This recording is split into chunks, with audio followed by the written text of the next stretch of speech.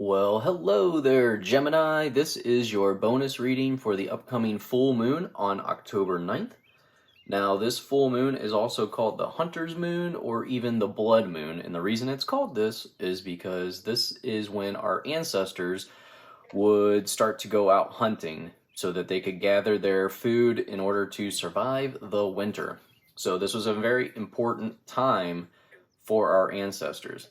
So what I'm going to do is see if there are any messages that come up that could be from your ancestors or spirit guides, and let's see what they have for you. So while I shuffle the Moonology card, I want to make sure you understand that I do have your October monthly reading posted, as well as your last 3 months of 2022 posted, and those links are down in the description below if you are curious after this video.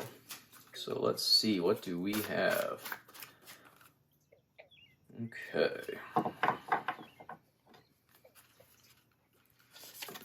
So for your Moonology card, we have Full Moon in Aries. Cool your emotions. Now, the full moon is actually in Aries this week. So already this is going to be kind of create a feeling of increased feeling of like initiative. Some of you could be doing something very spontaneous without really thinking of the consequence this weekend.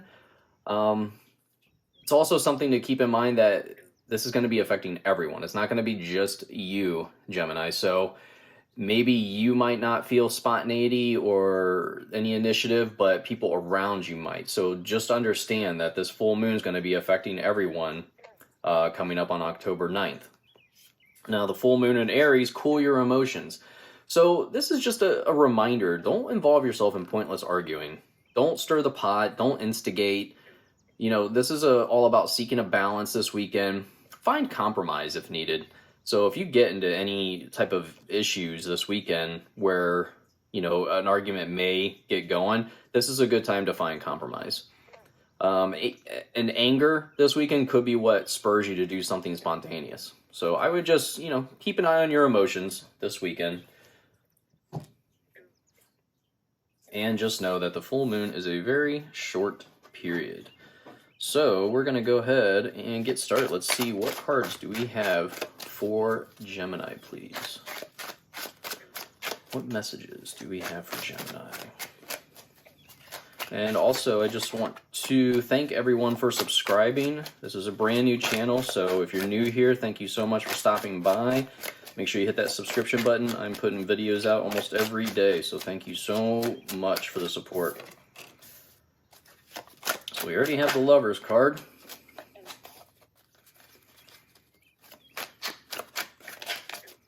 And, whoop, I got one that flew out. Sorry. Let's see, messages for Gemini, please. Messages, Gemini message. Okay. Jeez Louise, they're all jumping. One, where'd it go? Alright. Sorry, it went under the table. Okay, I'm back.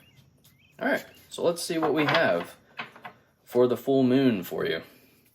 So, I mean, right away, I'm seeing Justice and Lovers. These ones are really jumping out at me because this goes right along with the full moon in Aries. We have balance. We have the Lovers. So it's all about 50-50, like if you have a partnership, this is all about splitting responsibilities, you know, strength of two together, balance, justice, finding balance within your relationships, within your life.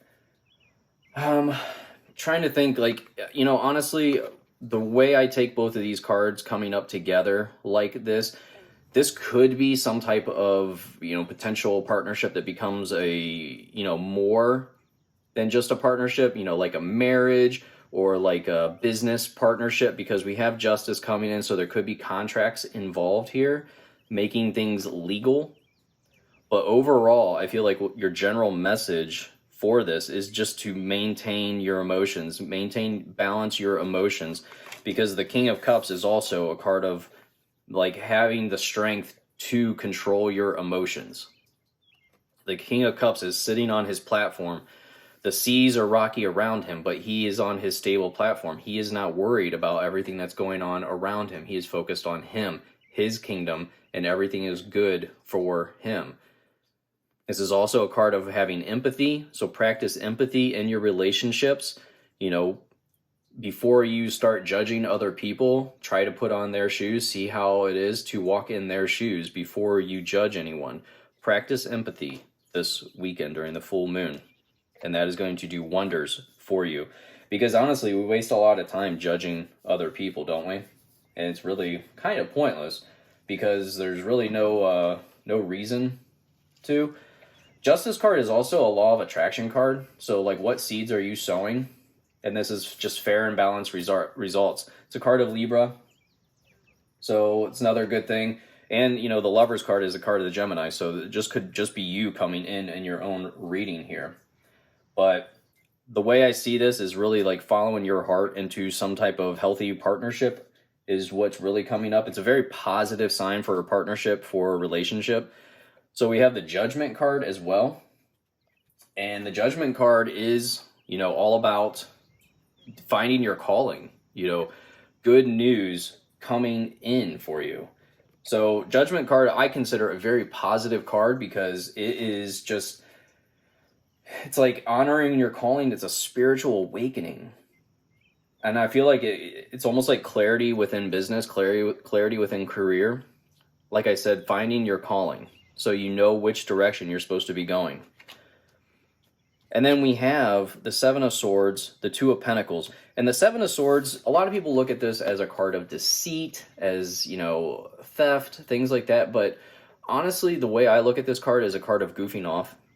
You know, yeah, he's taking these swords, but he's doing it in this goofy outfit. You know, I almost feel like it's you know, he gets caught and he's like, oh, you know, I was just playing around. So this is like a card of like keeping things light. And which is exactly what this full moon in Aries card is saying. Cool your emotions, keep your interactions light and goofy. You know, if you maintain that goofiness, Gemini, maintain your goofiness, I should say, you know, I think things are going to be a lot better as far as interactions with others this weekend.